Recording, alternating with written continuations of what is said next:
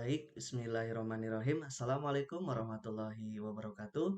Berjumpa kembali di acara Bincang Biologi, belajar bersama guru kreatif, belajar seputar pembahasan materi dan soal-soal biologi, teman-teman.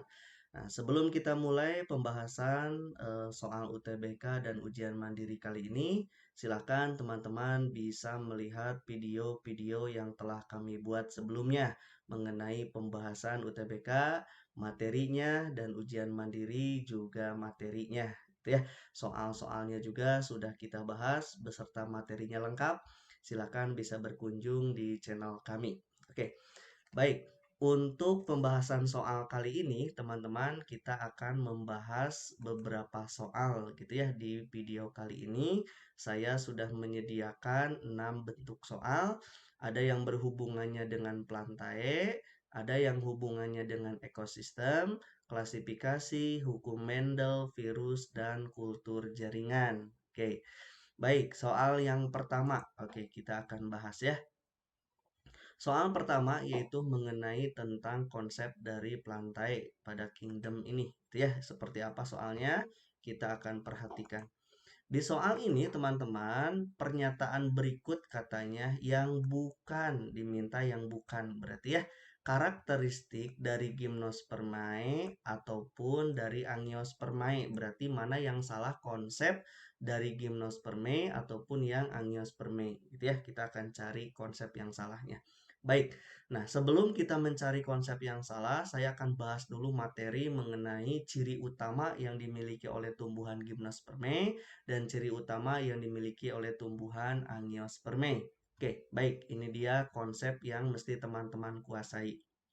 Nah, berbicaranya Gymnospermae, teman-teman, maka berbeda tentu dengan yang namanya Angiospermae, gitu ya.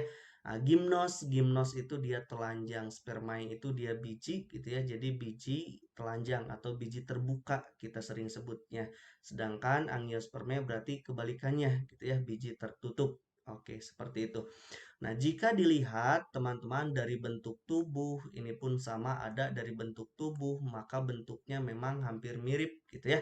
Ada yang punya semak, perdu, dan pohon. Jadi Gymnospermae dengan Angiospermae memang sudah dalam keadaan bermacam-macam gitu ya jenis dari tumbuhannya.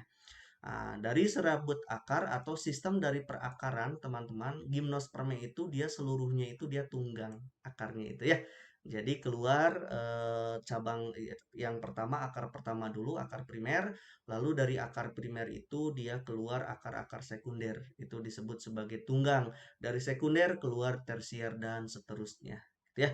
Namun ketika kita lihat Angiospermae, dikarenakan dia ada dua kelas pada Angiospermae ini, yaitu dikotil dan monokotil gitu ya, maka ada dua jenis sistem akar.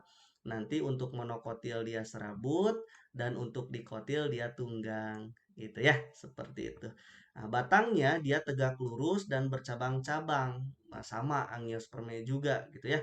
Nah, dia bercabang-cabang, ada yang bercabang-cabang, ada juga yang tidak. Nanti untuk yang tidak, nanti kebanyakan masuk ke dalam tumbuhan monokotil gitu ya. Dan dikotil itu dia umumnya bercabang pada tumbuhan Angiospermae gitu ya. Oke, nah dari segi daun, daunnya itu dia sempit dan bersifat majemuk khusus pada Gymnospermae. Sedangkan pada Angiospermae itu yang diwakili oleh dikotil dan monokotil gitu ya.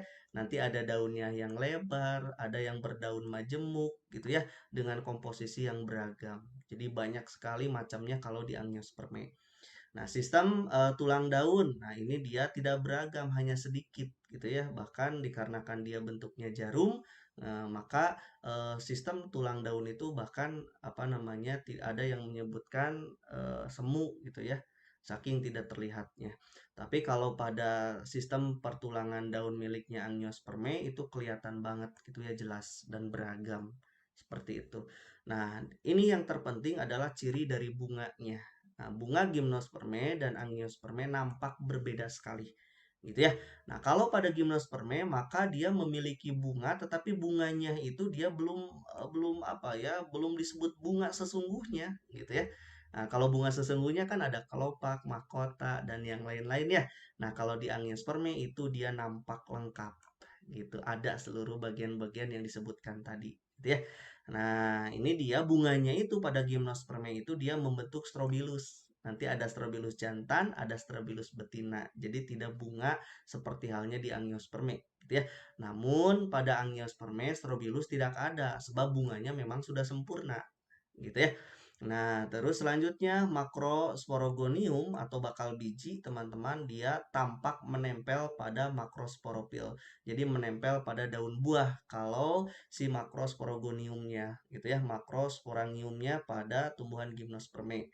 Namun kalau di sini kita bijinya itu bakal bijinya atau makrosporangiumnya dia tidak tampak gitu ya sebab dia terdapat di dalam putik. Makanya kan ini disebut sebagai tumbuhan apa namanya berbiji tertutup. Nah, kalau yang gimnospan terbuka. Kenapa terbuka? Sebab dia hanya melekat nempel pada daun buah, tidak ada di dalamnya, gitu ya, hanya melekat saja.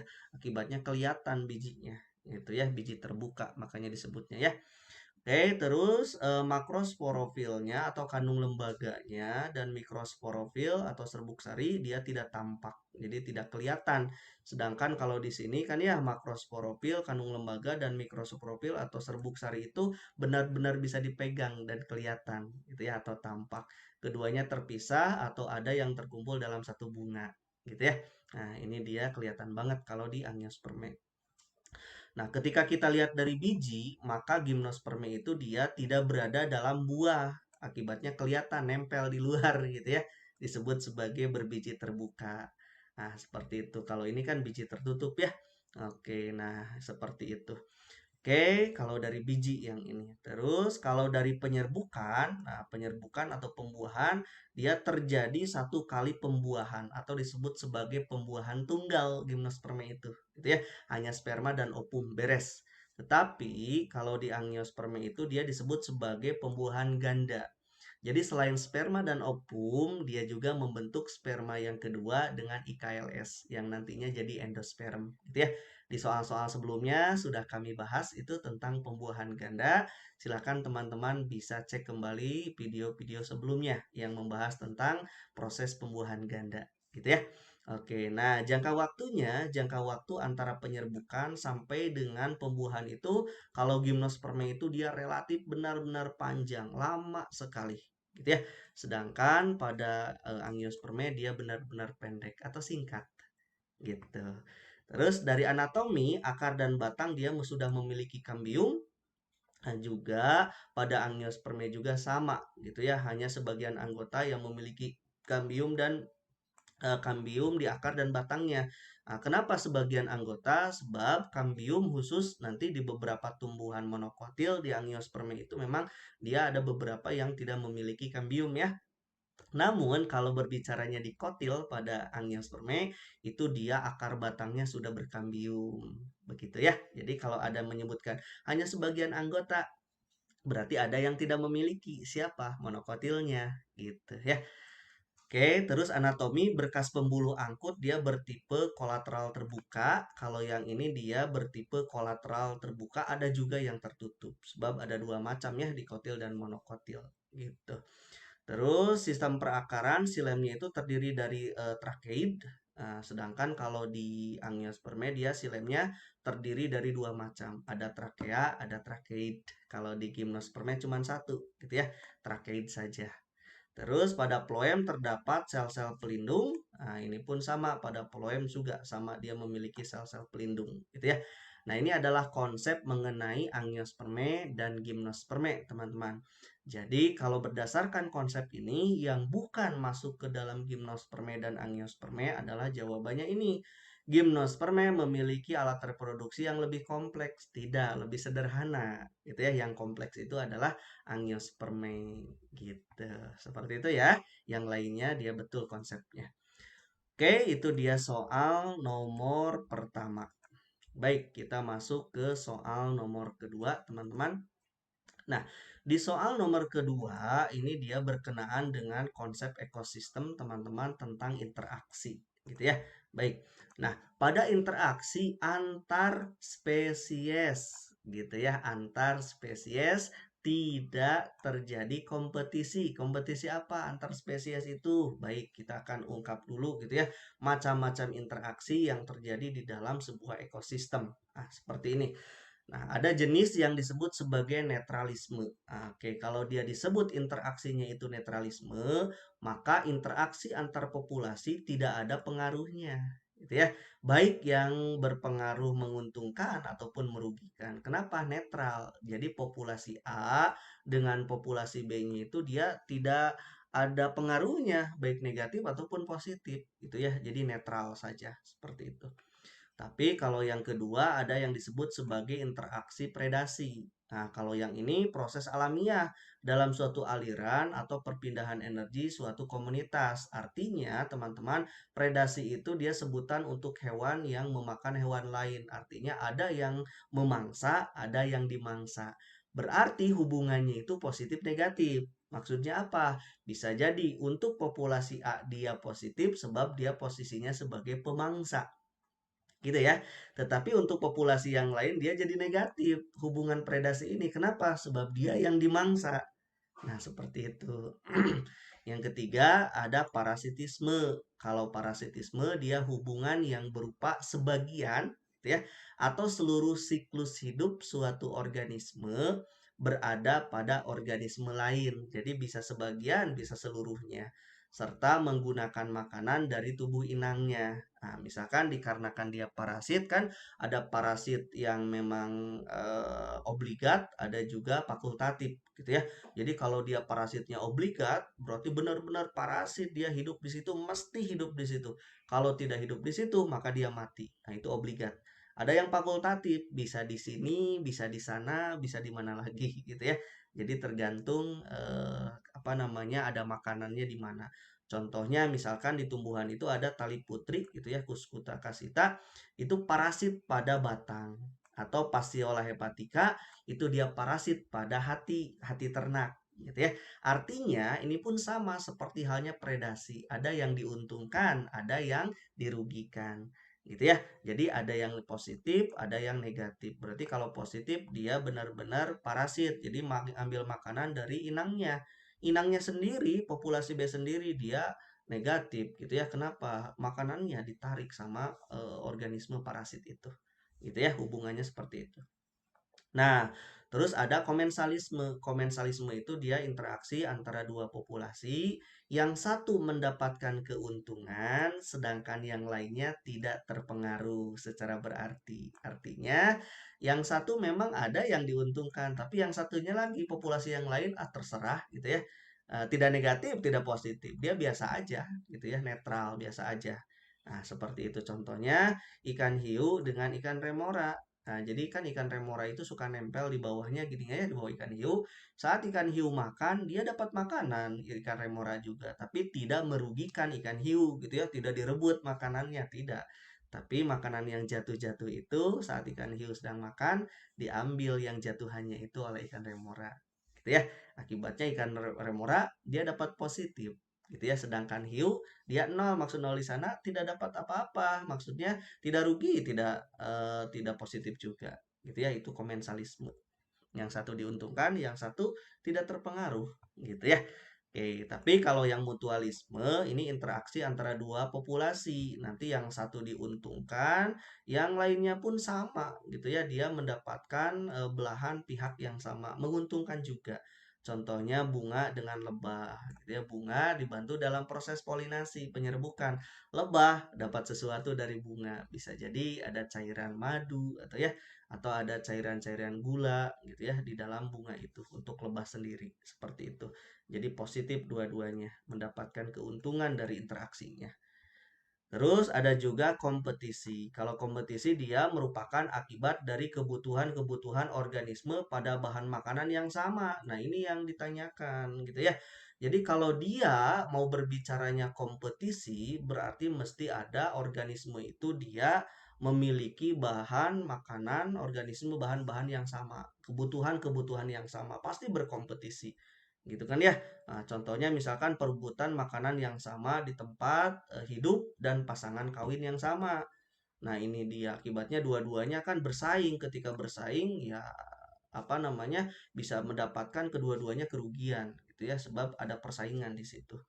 Nah, sekarang yang ditanyakan adalah pada interaksi antar spesies tidak terjadi kompetisi. Berarti kalau antar spesies tidak terjadi kompetisi, otomatis apa? Kebutuhannya berarti organisme itu berbeda, gitu ya. Nah, mana misalkan pada interaksi antar spesies tidak terjadi kompetisi apa? Jadi kalau misalkan kucing dengan gogok misalkan ya, dengan anjing misalkan. Nah, mana yang lebih dominan tidak terjadinya kompetisi? Yang lebih dominan itu bisa dilihat dari pasangan. Kan tidak mungkin antara kucing dengan gogok gitu kan ya.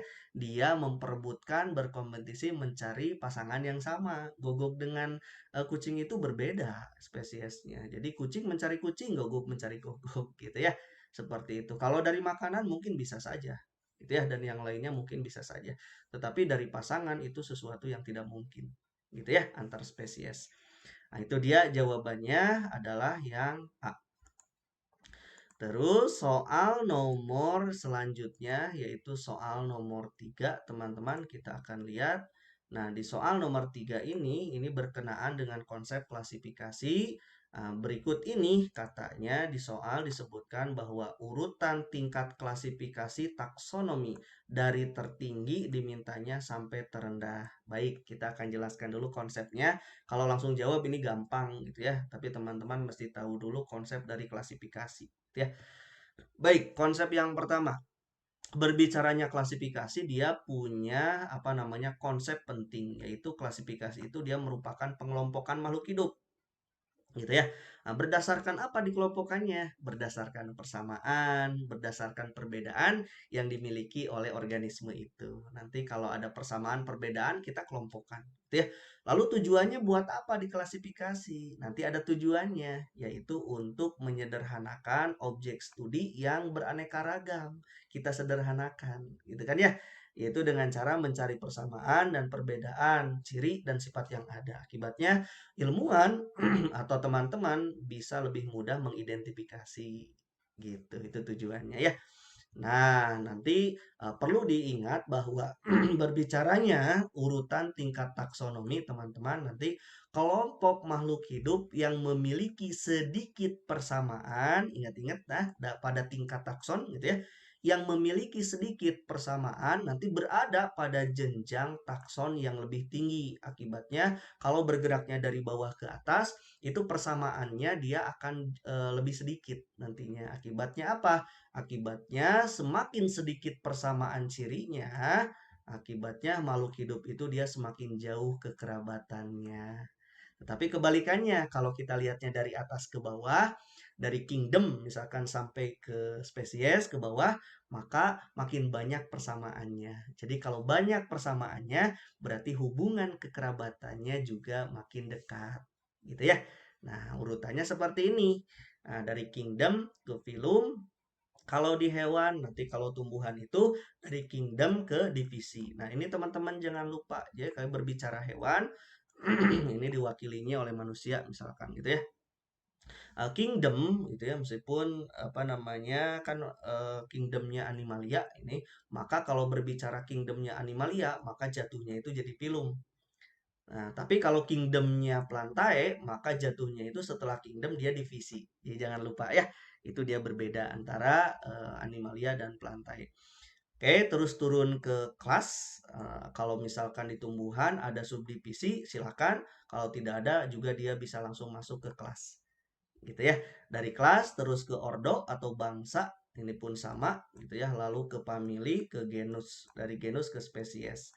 Nah, ini dia urutan. Kalau berbicaranya dia dari bawah gitu ya, dari bawah bergerak ke atas, maka persamaannya makin sedikit. Tapi kalau dari atas makin ke bawah, maka persamaannya makin banyak. Gitu ya. Seperti itu. Jadi, jawabannya yang tepat adalah dari tinggi ke rendah adalah ini. Gitu ya. Oke, kelas, bangsa, bangsa itu dia ordo, suku, suku itu famili, marga, marga itu genus, jenis itu dia spesies. Gitu ya.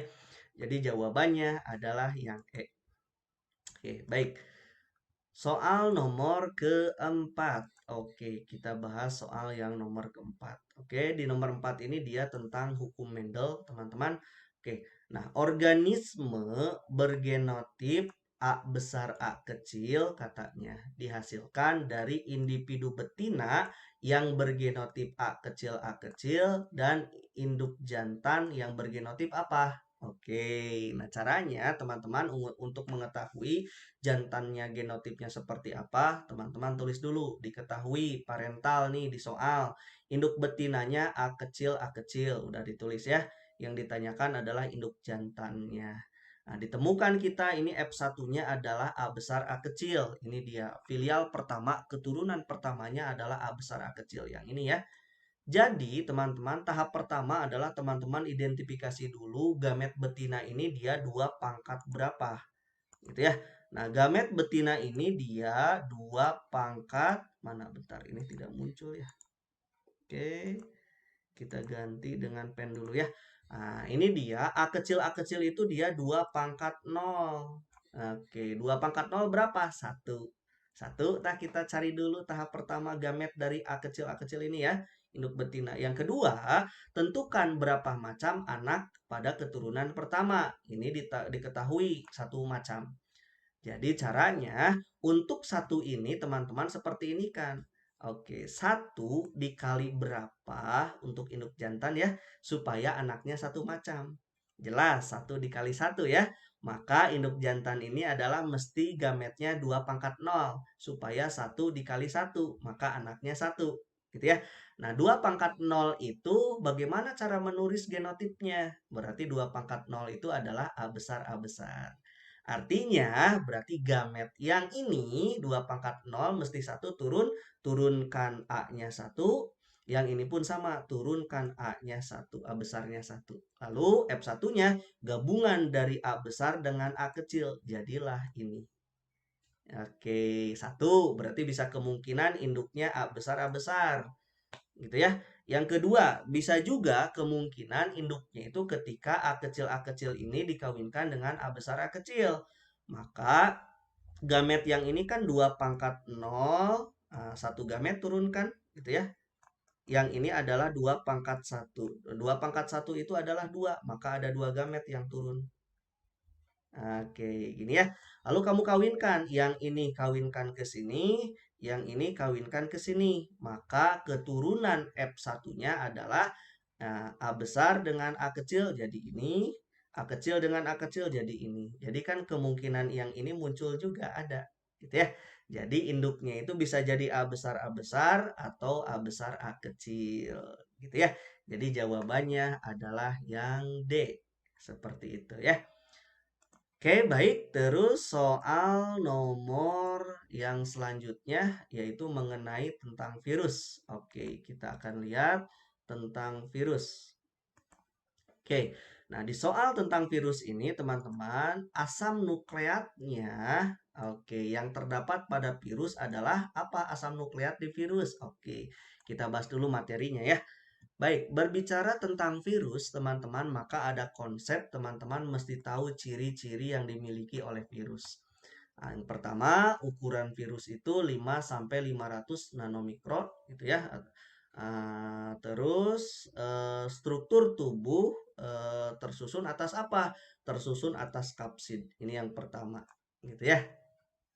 Dia kapsid. Kapsid itu apa? Struktur tubuh kapsid itu dia merupakan senyawa polimer gitu ya, yang dalam hal ini adalah proteinnya. Yang tersusun atas kapsomer, teman-teman jangan lupa si kapsid itu dia tersusun atas kapsomer. Gitu ya. Dan apa? Di dalamnya nanti ada asam nukleat. Nah, ini yang ditanyakan. Asam nukleatnya virus, teman-teman, itu dia ada DNA mesti memakai kata atau bukan dan. Ingat-ingat ya. Dan salah kalau ada dannya, tapi atau RNA. Jadi virus itu ada virus DNA, ada virus RNA dan itu berbeda, gitu ya. Oke, terus yang ketiga dapat melewati filter bakteri, artinya lebih kecil ukurannya itu daripada bakteri, gitu ya. Nah, bentuknya bervariasi, ada huruf T, batang, bola, jarum, dan lain-lain gitu ya. Mampu dia berkembang biak. Nah, ini dia ciri dikatakan bahwa virus itu makhluk hidup itu dia bisa berkembang biak atau memperbanyak diri atau proliferasi, perbanyakan sel, gitu ya. Jadi dia bisa hidup, tapi pada apa? Pada sel atau jaringan. Jaringan dan sel apa? Dalam keadaan hidup. Jadi kalau ada sel hidup, jaringan hidup, maka bakteri bisa hidup di situ. Gitu ya. Tapi kalau misalkan dia mati, maka bakteri pun tidak beraktivitas di situ. Gitu ya, dia membentuk virion lagi, partikel. Nah, tidak memiliki organ metabolik. Nah, ini yang disebut sebagai organ metabolik itu dia tidak memiliki ribosom itu ya, sitoplasma dan membran sel itu tidak memiliki, tidak ada. Makanya dia kan disebut juga bukan sel. Kalau dia sudah disebut sel, maka keluar kingdom. Kan tidak ada kingdom virus, gitu ya. Sebab dia bukan sel. Terus tidak memiliki kemampuan untuk melakukan sintesis protein. Jelas ribosomnya kan tidak ada. Yang berperan dalam sintesis protein kan ribosom. Gitu ya. Juga dia tidak mampu membentuk ATP. Gitu ya. Dapat dikristalkan. Nah, ini dia ciri utamanya, dapat dikristalkan. Beda dengan organisme hidup yang lain, gitu ya. Jadi kalau sel, misalkan bakteri dikristalkan mati, gitu ya. Nah, tapi kalau yang ini itu bisa ketika setelah dikristalkan, lalu dia dalam keadaan misalkan kita simpan lagi pada sel hidup, dia maka bisa berkembang biak di sel hidup itu. Itu ya, itu bedanya dengan bakteri. Oke, jadi cirinya asam nukleat yang terdapat di dalam virus adalah DNA mesti memakai kata atau RNA. Gitu ya. Oke, siap. Pinter. Selanjutnya, soal terakhir yaitu mengenai kultur jaringan. Baik. Nah, berbicara tentang kultur jaringan, ini soal terakhirnya teman-teman. Di soal ini mengatakan bahwa berikut ini adalah tahapan dalam kultur jaringan. Oke, urutannya mana katanya. Baik, sebelum ke urutannya, saya jelaskan dulu konsep utama dari kultur jaringan. Oke, konsep yang pertama, teman-teman, kultur jaringan itu dia merupakan bentuk perbanyakan atau propagasi. Jadi perbanyakan, gitu ya, individu. Nah, propagasi siapa? Tentu dalam hal ini adalah berbicara tumbuhan, teman-teman. Secara vegetatif, awas ya, bukan seksual. Jadi kultur jaringan itu bukan seksual, tapi dia aseksual atau vegetatif. Dengan memanipulasi jaringan somatik. Jaringan somatik itu jaringan tubuhnya tumbuhan. Bisa akar, daun, batang gitu ya, bagian dari bunga selain sperma dan ovumnya gitu ya, tentu. Nah, tumbuhan di dalam kultur nanti si jaringan somatiknya itu nanti ditumbuhkan di dalam kultur aseptik yang bebas kuman gitu ya. Lalu nanti dengan lingkungan yang terkontrol. Jadi benar-benar dikontrol lingkungan untuk ketika kita berbicaranya kultur jaringan. Tidak bisa begitu saja. Kalau begitu saja, nanti jamur hidup di situ, malah jadi rusak, gitu ya, jadi rusak tumbuhan yang kita inginkan. Oke, konsep yang kedua, teman-teman, kenapa tumbuhan bisa dilakukan kultur jaringan? Sebab sel tumbuhan itu, teman-teman, punya sifat yang disebut sebagai totipotensi. Apa itu? Kemampuan sel, kemampuan jaringan di dalam membentuk satu individu utuh di mana 100% anak yang dihasilkan sama dengan induknya. Itu dia totipotensi dan itu hanya ditemukan pada tumbuhan. Hewan dengan manusia tidak ada selnya yang bersifat totipotensi, gitu ya. Dari sedikit aja satu sel lalu kita tumbuhkan pada medium aseptik, maka dia akan jadi satu individu utuh. Gitu ya, satu atau bahkan banyak individu utuh. Gitu ya. Itu dia konsep dari kultur jaringan. Kenapa? Sebab sel memiliki sifat totipotensi, gitu ya. Nah, ini dia caranya. Pertama, tahapannya itu adalah kita ambil dulu bagian jaringan dari mana yang kita mau ambil. Bisa dari akarnya, misalkan dalam hal ini wortel gitu ya. Dari batang, dari daun, terserah. Misalkan kita ambil sedikit dari batang itu, dari akar. Lalu yang diambil itu kita sebut namanya itu explant. Ini dia jaringan gitu ya. Jaringan yang kita ambil. Lalu kita tumbuhkan explant ini atau jaringan ini pada medium yang aseptik, pada medium yang telah kita buat. Gitu ya.